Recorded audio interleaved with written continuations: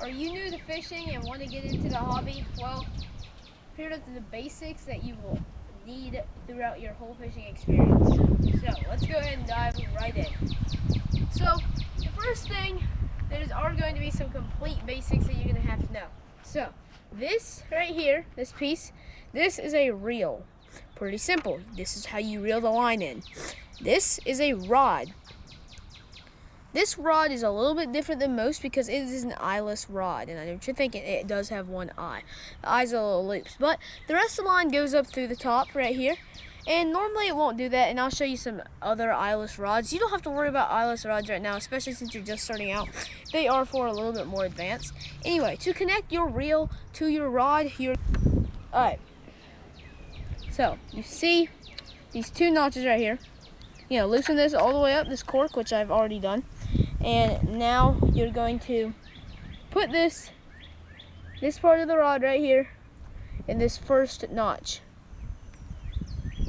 Just like that. And then you're going to tighten this cork down on it. And I'm not going to spool the line or anything right now, just since this is an eyeless rod.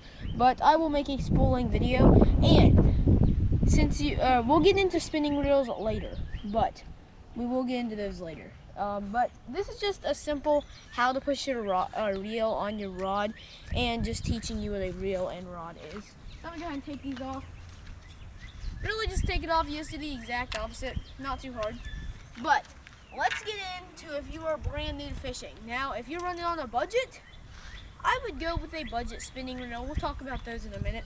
But if you're not on a budget and you have a younger child, or you are a younger child, I would start off, I would start off with, well, this is my first fishing pole.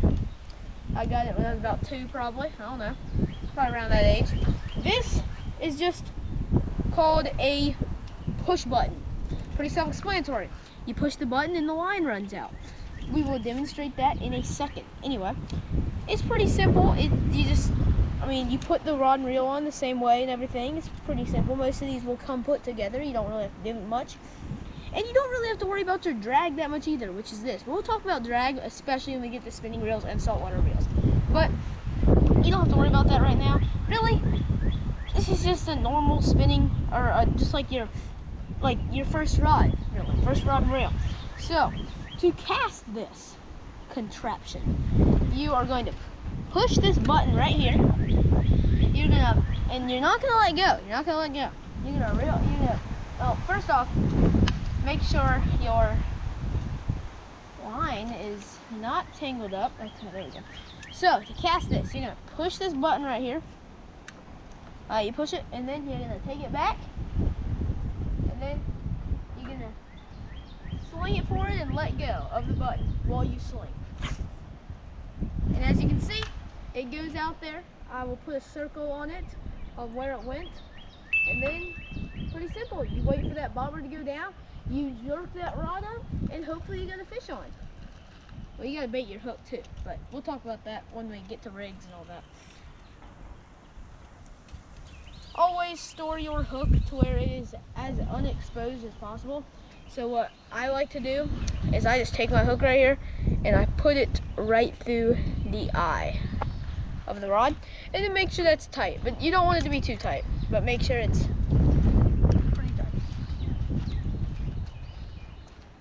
Now we're gonna move on to probably gonna be your main rod as an average fisherman, or main reel. I mean, the rods are basically close enough to the same. This is what we talked about in the beginning. This is a spinning reel, okay? So this is pretty simple. All right, probably untangle this bait right here. This is gonna be like your main rod and reel. It's like simple, easy to use. I mean, and it works for about anything. So to cast this thing, you're going to hold your line right here. You pull it up and hold it with your hand, and then you're gonna open. These are also called open face. Some people call these the bail, and some people call these the gate. Right here, this little thing. Some people call it the bail, some people call it the gate. I call it the gate or the bail. They're about the same. But it's pretty simple. You open that and you hold the line, pull this goes back, and then you chuck it. And that, you can see, it has a lot better casting distance than anything else. Oops. And you know, it's just, and by the way, you guys reel it, you know, with your Zebco or your push button, you're doing this with the reel up top. This one, you're holding it like this, right? And then you're just gonna, I mean, with this bait, I would reel it in, but we'll talk about that, like I said, with rigs and stuff. Anyway, you just do this, and oh, I got a fish, and then you reel it in, and it's that simple, okay? And say you didn't like this, say you didn't like this part being on this side.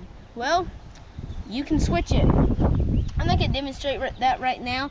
I will demonstrate line types and jigs, how to tie a fishing knot, all the stuff like that in separate shorts if you guys really want me to. And now we get to the more advanced part.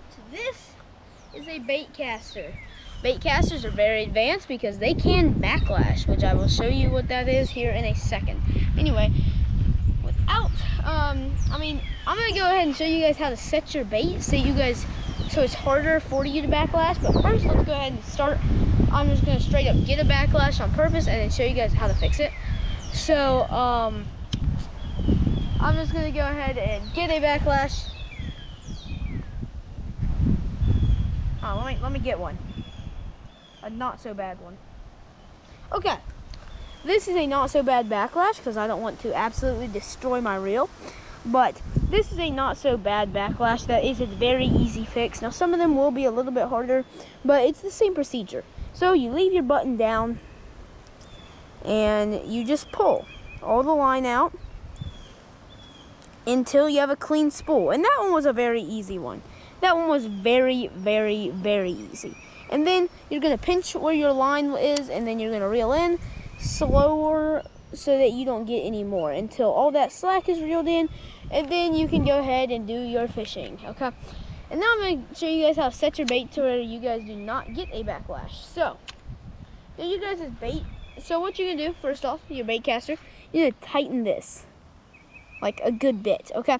And it's tightened, that lure down there is not gonna go anywhere when you push the button. That's how tight it is.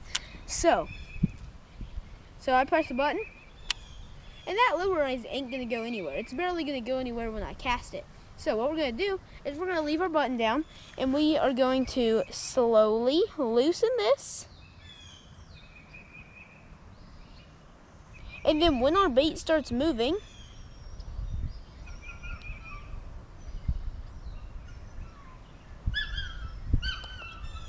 when our spool starts moving or our bait starts moving, sometimes we need to do it a few times.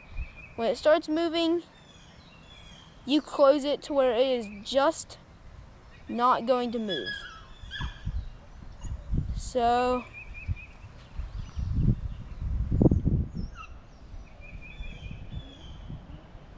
oh, well, you know, it'd help if my button was pressed down. So, you have your button pressed down, and then you saw your spool start moving. You have to do it a little bit slower. So tighten it, and then our spool's already moving. So tighten it more, and then you're just gonna gently turn this knob until your bait starts moving, and then you're going to tighten it to where it just doesn't move.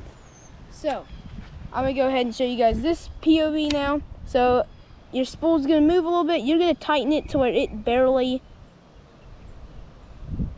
doesn't move, just like that. Now press your button. It moves for like a split second, and it stops. So that means it's a little not tight enough, and then now it's good. So, and also another way to prevent backlashes is, the reason backlash happens is because your bait is moving faster than your spool. Okay, so this is how you prevent it. You keep your thumb on the spool, so you cast it, but you keep your thumb on the spool, and you have a nice, clean spool. Nothing crazy. And then the benefit to a bait caster is that you can cast a lot farther than a spinning reel or a Zebco or anything else. So we just keep on doing that, and you just slow down your spool so that it doesn't go anywhere. And you can also see, if you have your bait set right, it's a lot harder to backlash, and you can throw a lot farther with a clean spool. Gonna go ahead and reel in our wonderful bait right there. Boink. Now we're gonna move on to something a lot. Probably about the most advanced thing. Actually, the most advanced thing is a saltwater surf rod. We're just going to ignore what I just did right there. I'll fix that after. This is a heavy rod. Very heavy, very advanced. You can see even the knot is advanced and big. So this is you can catch a tuna on this. Not the line, but, well, you might could catch a tuna on this line, but I mean, on the rod and reel, you could definitely catch a tuna. I'm not sure what pound line this is, but either way, you get the point. You could catch a tuna on it if you were fishing in a pond tuna. Okay, just like that. Now we have all this undone, okay? So it's basically just like any other spinning reel. Pretty normal. That's just the bait down there. That's nothing crazy to worry about. That's your own personal, whatever you want to put on it. But you know, we have a very big, heavy weight and 2 hooks on a leader. So, as you can see, that casts very far and with not a lot of strength put into it. So, that's the most advanced one. And say you're fishing out in the ocean in a deep sea, and just something massive just starts going, ripping out all your line. Okay, this is when your drag is going to come in. If you tighten your drag, it's a lot harder to pull out, and you don't want to have that too tight. I know some of you guys that are new to fishing are like, oh, then why don't you just tighten it all the way up? Well, because too much pressure will be put on the line and your line will break. So you want it at that perfect point. If it's too loose, you're going to lose all of your line, and there will be none left because whatever that big tuna is will have taken it all. So you're not going to tighten it up too much, or it's not going to be too loose, because then you'll have to re-spool your whole rod. But I'm just going to show you guys how effortlessly I can just re-throw this out here. And I can easily just put it in my neighbor's yard, but we're not going to do that. See, I'm barely putting any effort into it, and it just hit my fence. So, and it's actually on my fence right now. We'll be right back.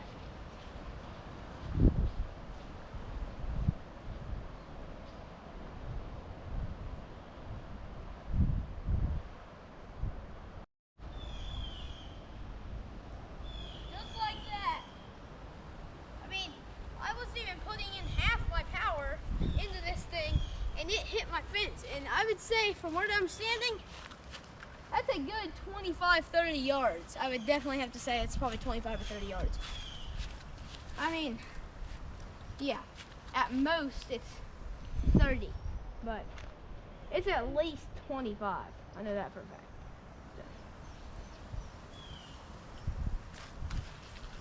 And always store your hooks. I think I already said this, always store your hooks right and nice and neat, like that. And now we're gonna go over some tackle. So, I never mentioned this, but this is more just for like your average pond that would be stocked with bass, bluegill, brown, whatever you call them, sunfish. I mean, this is just your average pond. Okay, we're gonna get into this quick because I got somewhere to be and not a lot of time to get there. So we're gonna go through this really quick. Every tackle box should have a pair of pliers. Very important. You may have to reach back at the fish's throat and pull the hook out, or you might have to cut some line. Always bring a multi-tool with some needle nose pliers or just some needle nose pliers. Anyway, we're gonna go ahead and move on to the actual tackle box. So, this is my tackle box, this is my dad's, it has a lot more in it. Anyway, we're just gonna get into our first box right here. This is like my main box. These are like these are like baits I would take everywhere with soft plastics and hooks and all that. But these are just like the baits I use the most, especially this right here, these. And I have one tied on and two of the, actually no, I have like 2 or 3 of these tied on to rods right now because of how much I use them. So there's supposed to be 3 more baits right here. But anyway, these things are killers. Rapala Floating Original Fire Tiger color.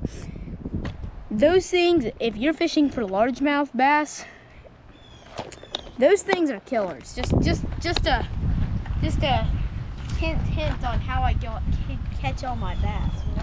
Anyway, we're gonna get into these. And I have not organized my tackle box in a while, so it's a little messy. And I know I have some random stuff in here right now. I don't even know why that's on that. It's kind of a dumb idea. Anyway, these are the hooks and swivels. So say you're new to fishing, you're not the quickest with your knots yet, and you're going to a new pond, and you just really want to switch out your lures really, really quick. That's what a swivel's for. So say you start off with a hook and a worm, okay? Say that ain't working. We're going to use a big hook for the example. You're not going to be using a hook this big, but say you're chilling with this hook tied on and you're like, oh no, I don't like it, it ain't working. Well, you can grab your brand new crankbait, pull it out, you can push this little metal piece out like that, and then you can take this and go ahead and slide it onto your swivel, and of course this will be tied onto your line, so you will still have to learn a knot, but like, it's a lot easier than having to do 20 knots in a minute. And this is a more advanced, this is like a harder swivel to put on and stuff, especially for crankbaits. There we go. Anyway, now we're just gonna put this right back on there, and now your line has to break, or you have to tie a really bad knot for this to come off. So, I'm gonna take that off now. That's a swivel. Now, this is a crankbait, or a jerkbait. Some people would argue with me there. And I call this a crankbait. I definitely call this a crankbait. But how this works is you just kind of crank it, and it does one of these movements. Looks like a fish going through the water. It's a target to bass, especially. And I'm going to use this for this example. Doink. Okay, so now say you're new to soft plastics, you want to learn a couple of rigs, all right?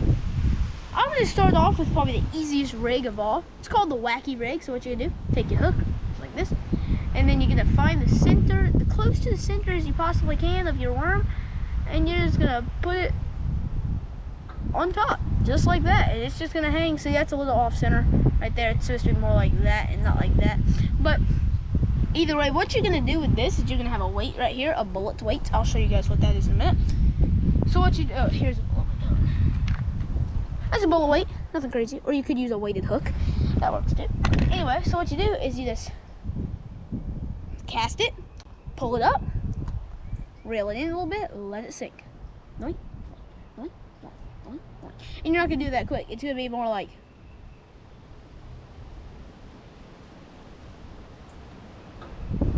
30 seconds later.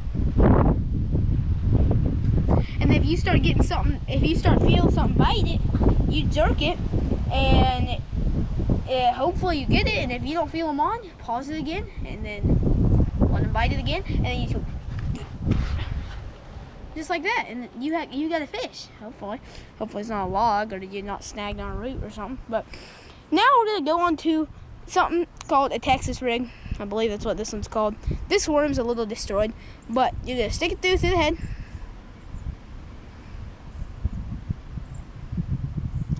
and then you're just gonna work it all the way through the worm.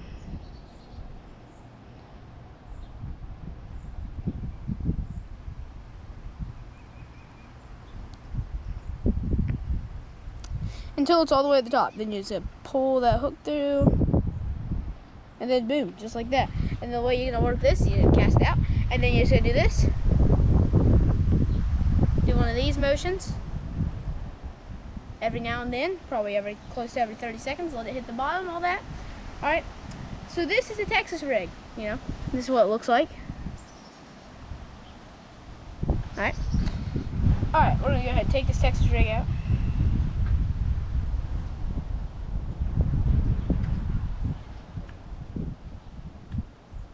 Now we have a weedless rig, and I'm gonna go ahead and put up a chart of rigs right here. There we go. there's your chart of rigs right there. You can pause it, look at it, whatever you need to do. And then, so now what you're gonna do with the weedless rig is you're gonna poke this right through here. And like I said, this worm is definitely, you know, I'm gonna get a different worm real quick. Just to make this a little bit easier. Here's one that I used. A little bit. Okay, so you have your worm. And for a weedless rig, what you gotta do, find the head, push it through the head, and then poke it out like the second you go through the head almost, like half an inch down, or like a centimeter, is probably closer, better example. And then you're gonna push this right up here to where it's almost off the eye, almost like that. Yeah, basically like that. And then you gotta turn your hook around and put it right through the belly of that hook. And then you can even go the extra mile and put the eye, hide the eye back up there, and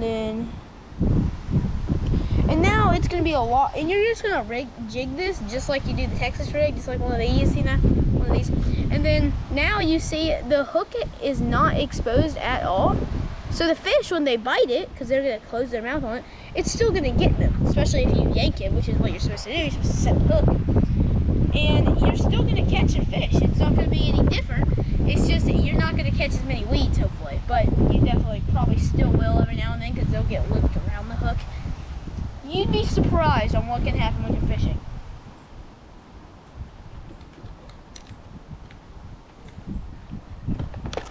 And I'm gonna go through my tackle box right here and see if there's really anything else I really need to cover. I mean, not really. Always bring a scale. I mean, you don't have to, but if you want to weigh your fish, bring a scale. But I mean, there's really nothing else. I mean, I can put a couple beginner tackle boxes, you know, and like beginner bait kits down in the description of this video. I will take the time to do that.